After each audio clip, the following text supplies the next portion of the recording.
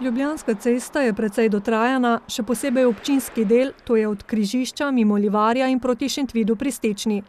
Zato so na občini že dlje časa razmišljali o delni prenovi, danes pa so podpisali pogodbo za celovito obnovo, ki vključuje kompletno obnovo cestišča, kanalizacije, vodovoda, javne razsvetljave, dodamo še pločnik in kolesarske steze.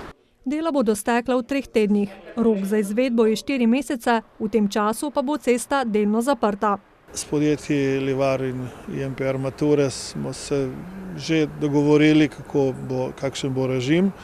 Verjamem pa, da bojo izvajalci, ki so izkušeni na tem področju, znali prometne zapore postavljati tako, da ne bo prevelikih težav. Gre organizacijsko za malo bolj zahteven posel, predvsem zaradi prometa.